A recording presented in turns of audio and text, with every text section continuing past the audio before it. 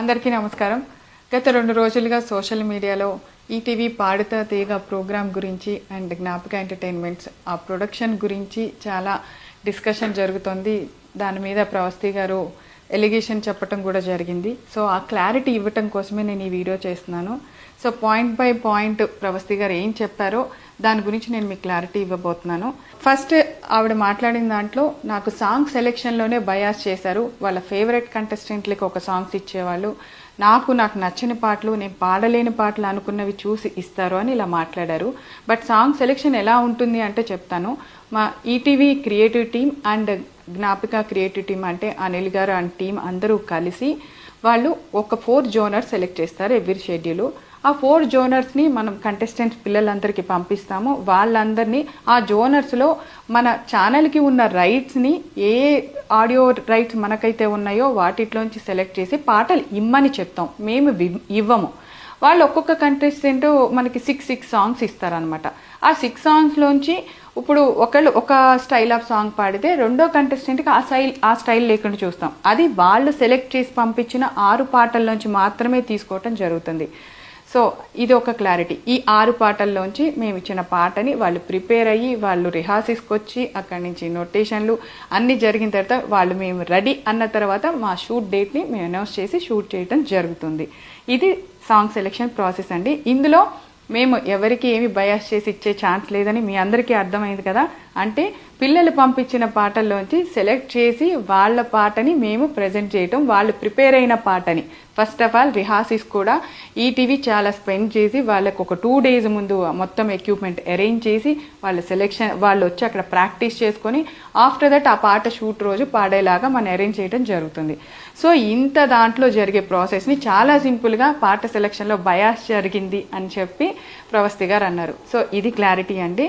So and next అసలు main allegation costumes process ఎలా జరుగుతుందంటే ఇప్పుడు పిల్లలందరూ దగ్గర నుంచి వచ్చిన సాంగ్స్లో ఫైనల్ అయిన ప్రతి పాటలోంచి ఆ పాటకి తగ్గ ఏ డ్రెస్సులు బాగుంటాయి అనేది ఇట్స్ ప్యూర్లీ నేను డిసైడ్ చేసి ఇస్తానండి.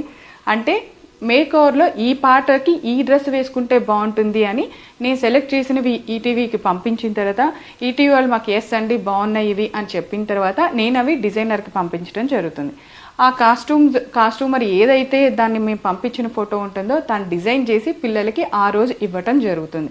ఇది ప్రాసెస్ అండి. ఇక్కడ ఎవరి చాయిస్ లేదు, పాటదే చాయిస్. పాటకి తగ్గట్టుగా మేము కాస్ట్యూమ్ డిజైన్ చేస్తాను తప్పితే అవి మనుషులకి తగ్గట్టుగా ఏ రోజు డిజైన్ చేయటం జరగలేదు. మీరు ఒక్కళ్ళే ప్రవస్తి గారు ఇది చెప్పింది. అండ్ ఇంకొక ఎలిగేషన్ కూడా చేశారు మీరు కాస్ట్యూమ్స్ పాయింట్లోనే. నన్ను కాస్ట్యూమర్ మీ బాడీకి ఏ డ్రెస్ సరిపోదు అని అన్నారు అని. నిజంగా అది తప్పు, అది చాలా తప్పు మాట. ఎవరెవరు బాడీ గురించి మాట్లాడాల్సిన అవసరం లేదు. అది ఎవరి దేవుడిచ్చింది ఎవరు కాదనలేము. దానికి మనం ఒకళ్ళు కామెంట్ చేశారని మనం ఊరికే ఉండక్కర్లా, మీరు చెప్పచ్చు అందరికీ. కానీ మీరు ఇది ఎక్కడ చెప్పాలి, మీరు షూటింగ్ జరుగుతున్నప్పుడు సెట్లో అక్కడ నాకు కానీ షో డైరెక్టర్ అనిల్ గారికి కానీ అండ్ అక్కడ ఉన్న ఈటీవీ ప్రొడక్షన్ మేనేజర్కి కానీ మీరు చెప్పాలి. బాధ్యతగా ఉంటే, మీరు బాధపడి ఉంటే ఆ విషయంలో మీరు ఆ రోజు చెప్పకుండా ఈరోజు ఆఫ్టర్ ఎలిమినేషన్ వచ్చి నా బాడీ షేవింగ్ చేశారు, నన్ను ఈ డ్రెస్సులు వేసుకోమన్నారు, నన్ను ఇలాగే ఉండమన్నారు అని చెప్పారు.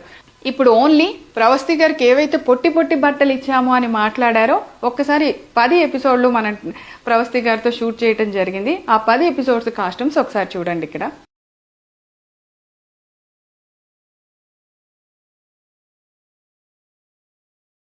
ఇందాక నేను కాస్ట్యూమ్ సెలెక్షన్ దగ్గర ప్యూర్గా నేను అనే మాట ఎందుకు వాడానో తెలుసా? ఈటీవీ ఇంత చిన్న విషయంలో కూడా ఎంత కేర్ తీసుకుందో చెప్పడానికి.